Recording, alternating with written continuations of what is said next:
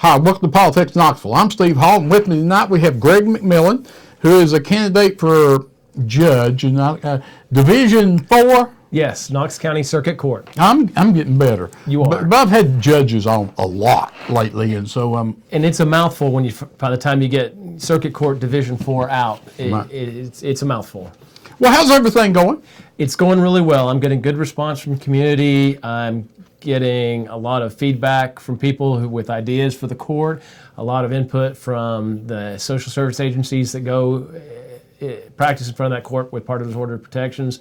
They're all very encouraging. They're all looking forward to having a change, and I'm hopeful that change will be me. Well, you're apparently doing all the right things. I mean, which is getting out and talking to folks and listening and making yourself available. Being on this fine TV show where people can call in and ask questions. And by the way, folks, that number is 215-2288. We'd love to hear from you, hear any questions or comments you may have for Mr. McMillan. You ran a very successful primary. Are you changing things, doing things differently now that you're running for the general? Not really. The ideas for the court are the same. The changes about procedure to make more time available for trials and for hearings, the ideas of how to make the order of protection docket move better so that there aren't 200 or 300 people sitting around for the better part of a day waiting for their cases to get heard. Those ideas are all very much similar. What is kind of different is that, the ideas that I have for changes in some of the policies and procedures.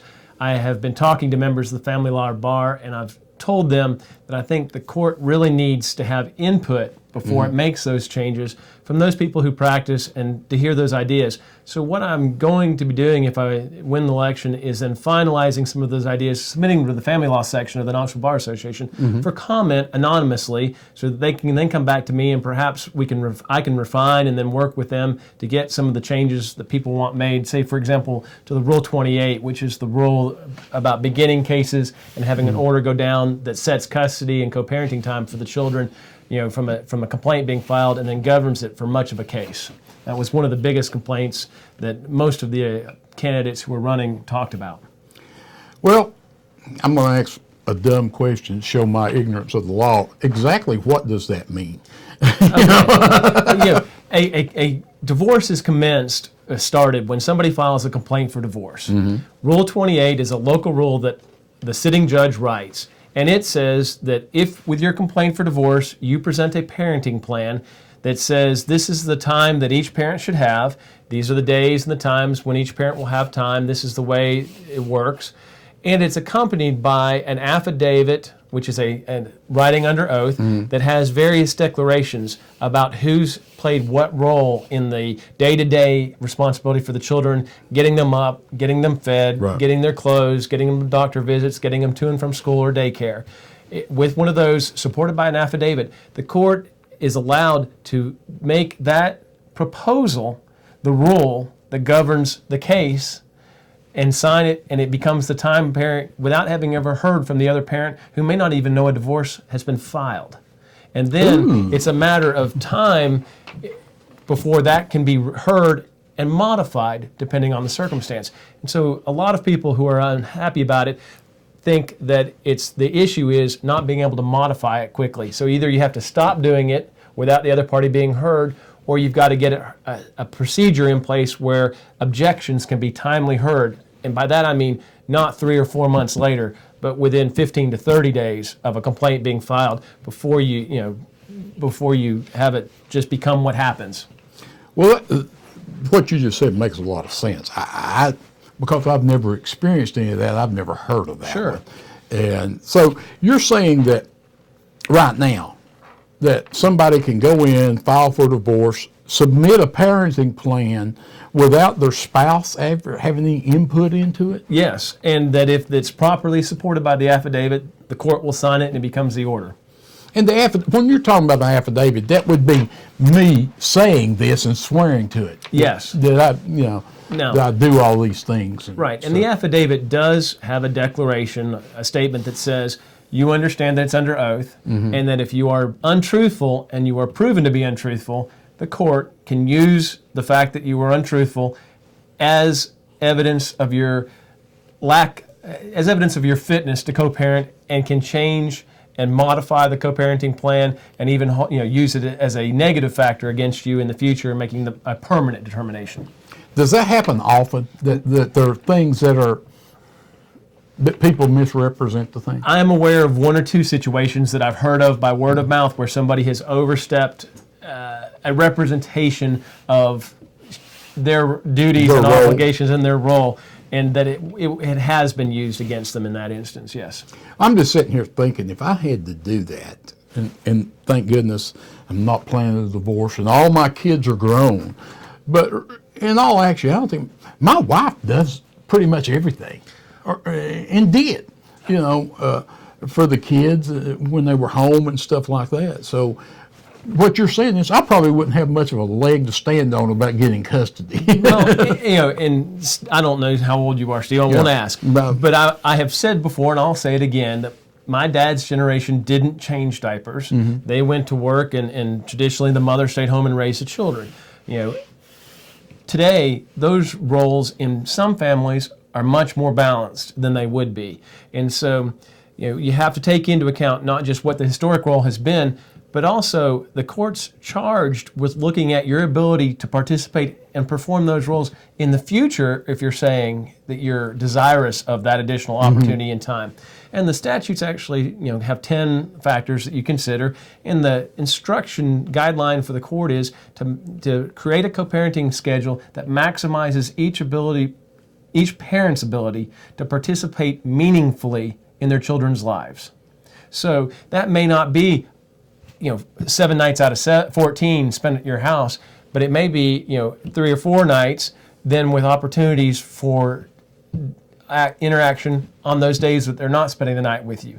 And I have parents who take advantage of becoming room parents, den mothers, den fathers, Boy Scouts, Girl Scouts, volunteers, sport coaches, drive the carpool, who after a divorce get the idea that this is a precious commodity and become involved, and it's better for the children. And those are the parents that you like to see. And that's the idea behind the best interest of the child, is to try and figure out who that person will be and how to help that family do that. I thank God every day that I've not had to go through that, because it just seems like, I know I used to have employees that they were just drove crazy with kids. The kids would call them up saying, I need $200 for something. Mama don't have any money. and I mean, just constantly that kind of thing. And I was just always so thankful that I didn't have to go through that. Well, the harsh reality, and something you have to be very sensitive to as you try to and figure out what to do in these cases, is that you can't run 2 households on what generally barely runs one. Right. The expenses don't get cut in half when you start running 2 houses. In fact, you have 1.5 times the expenses of what you had when you had a combined household, and money is tight. Sure. So it's important to enforce child support obligations, make sure they're paid timely. The statutes and the regulations say what amount of support is supposed to be paid for how many children and the parties' incomes. And once an order's down, you need to enforce it, make sure it gets paid to alleviate that stress on the other household. If someone, and you brought up a good a question to me, in these economic times that we're in, and I'm just going to throw some numbers out here. There are a lot of people, because I talk to them when I'm knocking on their door, and you probably have too, that made $100,000 a year 5 years ago.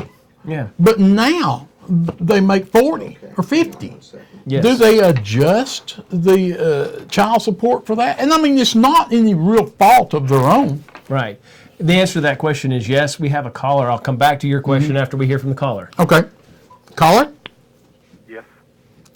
Go right ahead, sir. Yes, Mr. Hall. I received 2 flyers from your opponent in my mail the other day, and one of them was stating that you were trying to force the sale of Lakeshore Park and that you had received numerous contributions from Tenova. Could you please explain the truthfulness of these remarks? Well, I'll give it a shot. For one, Lakeshore Park is owned by the city of Knoxville. And I'll try to do it brief because I'm trying to get Mr. McMillan here the opportunity. But Lakeshore Park has been owned by the city of Knoxville ever since its existence. It's either owned outright by deed or has some long-term leases. And so it would be like me trying to sell your house. You just can't do that. Now, there was some property that was surplus property when the mental health hospital shut down. We looked, and that was really the reason for filing the bill. We couldn't get any information, any details about it. We filed the bill. When we filed the bill, we got all kinds of information. I mean, I got inch-thick stacks of paper and went through them. And what was determined was there wasn't a large section of land there. We were under the impression that there was maybe 70 or 80 acres there that the state had, and come to find out that it was really just about 15, 16 acres that the state was not obligated to give the city of Knoxville. And so part of that property had one building on it. They had an estimate that would be $2 million to take down. And so it wouldn't be beneficial to the state to have sold it. So there was no action actually taken on that. I know my opponent has said that I wanted to sell it and failed. It wasn't I failed, I didn't proceed once I got all the information about it. And the other thing about Tenova, we moved, for people that don't know, in Nashville, Middlebrook Pike from the post office there at Wisegarber all the way down to the end of it, is my understanding, is a scenic highway. We were approached, Tenova, there was an ad, it was a big article in the paper that they took an option out on a piece of property, I think it was over 100 acres, to relocate a hospital there. They approached not just me, but all the legislative delegation in Knox County and said, you know, we entered into this, didn't realize it had a scenic highway designation.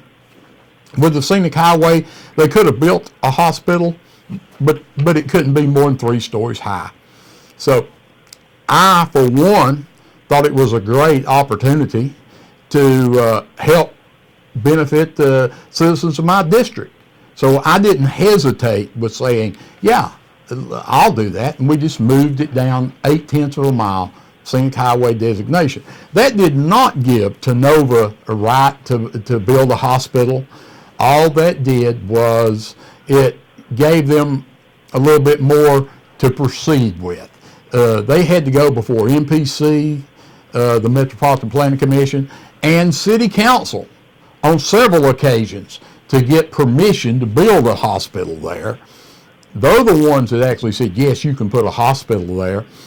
And they still have to get a certificate of need from the state showing that there's a need for a hospital in that location. And they haven't done that yet. So as far as to say that is a done deal, it's not. But you got to keep in mind that everybody I talk to, I get callers here on this show just about every week. What are you doing to get jobs in Knox County?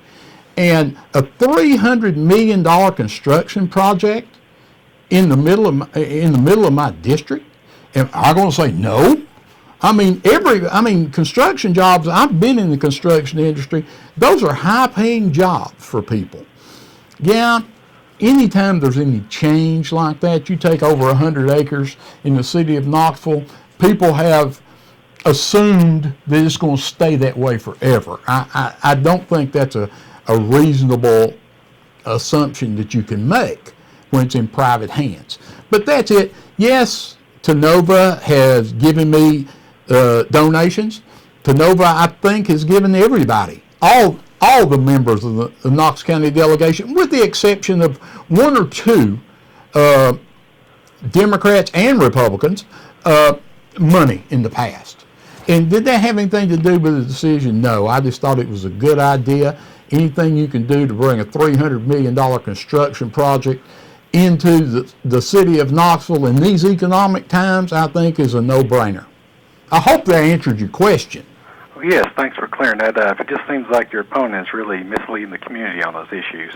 Appreciate it. Well, I'm not going to beat him up on my TV show, but, I think the residents of the 18th District, which I represent, I think they're smart enough to see through that, to know, because they know me. I've been around. I was on city council for 8 years. I'm in my 4th year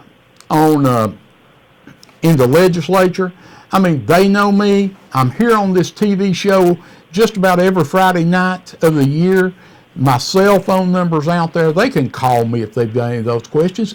And I've really had remarkably few phone calls about any of those issues. And I want to say this about Lakeshore. On Lakeshore, when that actually came out in the paper originally, I had 2 phone calls and 1 email. And one of those phone calls was from former Mayor and former Ambassador Victor Ashe asking about it. And for all of you that have been here in Knoxville any time at all, know he is a park fanatic. He Greenways. Greenways, parks, that's him. And the other call was just asking if I was going to sell Lakeshore Park. When I explained it briefly like I just did, they didn't have any problem with it at all. The email said something to the effect, you're not really going to sell Lakeshore Park, are you? And I responded no, and explained it briefly, and that was it. And I hadn't heard anything about it until this election cycle. Now, we can get back to talking about And I promise you I'd come back to answer your question, and Yeah. I'll do that. Yes, to answer your question. Child support, once it's set, can be modified. We have what we call child support income shares. Mm-hmm. You take the gross income of mom and gross income of dad, put them in a worksheet. The worksheet also takes the number of days each parent has, and then the number of children, and it calculates the amount of support for what that combined income would be, and then it prorates between the parents based on the ratio of their incomes. You get to add in any work-related daycare and any health care for costs for the children of this order, and then it is finally calculated and a number is reached. If, because of a change in one or both people's income, or the number of children, or the cost of health share, or something like that, there's a 15% variance between what is being paid and what would be paid under the new circumstances, the child support can be increased either upward or downward. Okay. Well, I'm glad you know that, because that sounds pretty complicated. But I just that question just came to me because I run into people all the time that on a daily basis now, especially as I'm campaigning, that hey, I've lost it, and they weren't bringing it up in the context of child support, but they were just saying that I used to make this and now I just make this, and and it just dawned on me, is that something that could be looked at? It is, and it's a horrible situation when your income drops by a third, but your mortgage payment hasn't. The cost of groceries really haven't. The cost of gas has gone up in the meantime. The cost of necessities is going up, but only your income has gone down. And it's a real squeeze for the largest portion of Knox County with regard to that. And that's one of the reasons that I was trying and have stressed that the idea is to get these cases heard more quickly, have them move through the court more quickly, so that we're not waiting on support to be set and not having to pay attorney's fees while they get ready for a trial. It gets continued, get ready for a trial again to get continued, and then finally either settle it or have the trial a year and a half or 2 years later. Another question just came to me. Okay. And folks, you can tell I'm very inexperienced when it comes to divorce matters. Do you take, or do judges take into consideration the wishes of the child as to who, if one child, and I can imagine, because actually I know some cases where like one kid would like to stay with the father and the other one would like to go with the mother. Do you take that into consideration? Short answer, yes. I really like to do that for people. I like to give you the short answer. And Yes, then I like to short try to answers. explain it. The law itself says that children over the age of 12 have the ability to express their preference which the trial court shall listen to. It is not controlling, but it is one of the factors that comes into the 10 factors the court has to listen to. Children younger than that, the court can be requested to hear it, but doesn't have to. And you have to listen to all the circumstances, because there are, I was in Albert County, adjoining Knox County, and the 16-year-old was testifying he wanted to go live with his dad. And really and truly, it turned out that he liked to do that because his dad let his girlfriend stay over, and occasionally dad would let him drink beer. Mom had rules in her house, and so that's not one that should be granted and listened to. But there are real circumstances where you have family dynamic issues and those sorts of things where it may be better for a child to, for a time, honor that. But you have to then see if the family can have the resources and get the help that they need to try and smooth over those. Because you're not just a parent while the child's 18. You're a parent of a child until one of you leaves the earth. Well, I started to say that. I actually probably see my children more that they're grown than I did when they were young.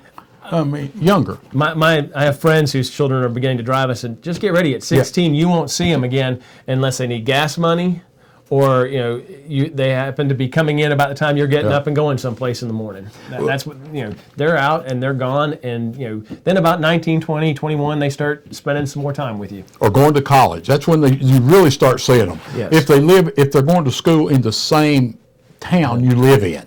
They're coming back. Eat. Laundry. To eat. Laundry. And stuff. Things you couldn't get them to eat at home when they lived there. But, and you hit it right. My kids, when they got mobile, you hardly ever saw them. Yeah. That's one of the worst days of life as a parent, is the first time you send them out with that car alone. It's horrible. But anyway. So any other questions about my campaign or well, you tell me. What am I missing? What should I've asked that I haven't?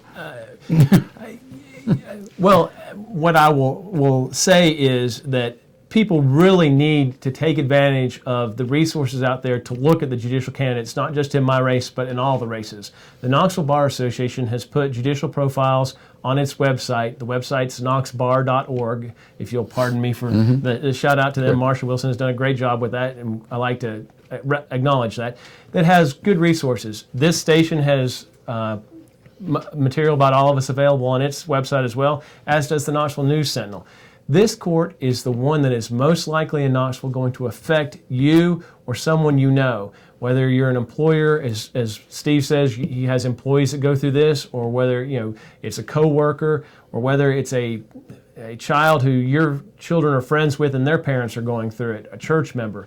This court has a broad reach, not just for divorces, but also for the domestic violence matters that it has. So you really need to take the time and look and see the candidate who not only has been practicing in this area, but has sought out the additional training and worked on a local and a state level to try and make those changes and to learn about this profession and bring all of those skills to Knox County Court. And that candidate's me in Knox County. Well, good. One other question. Okay. And this comes a lot from TV.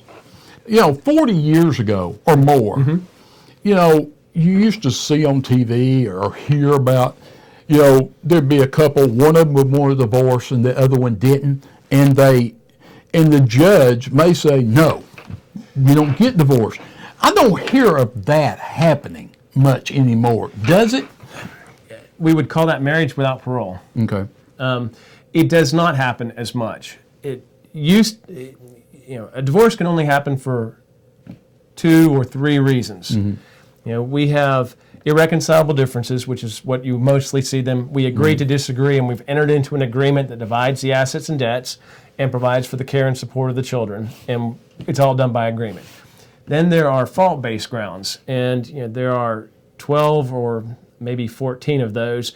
My favorite one is attempting the life of your spouse by poison or another means suggesting malice. So if you attempt a life without doing it by means that suggest it's not a grounds for divorce. But the most common ones everyone would know is adultery and abandonment, those sorts of things.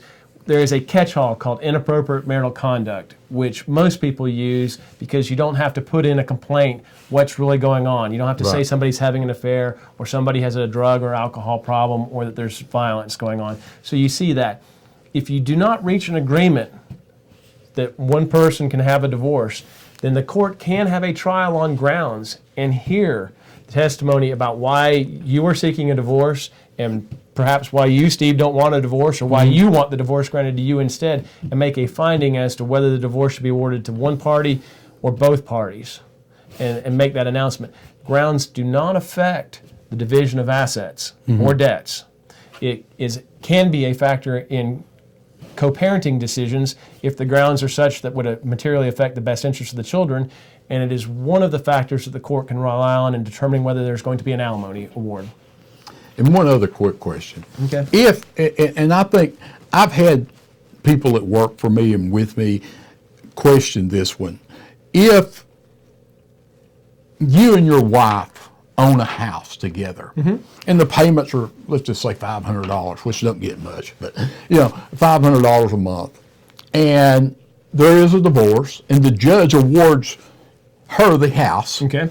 and she can't pay for it or doesn't pay for it, you're still obligated, just because you're divorced and a judge says it's yours, the other spouse is still on the note. Yes. Because y'all don't really have, is my understanding, the authority to dismiss a creditor. Correct.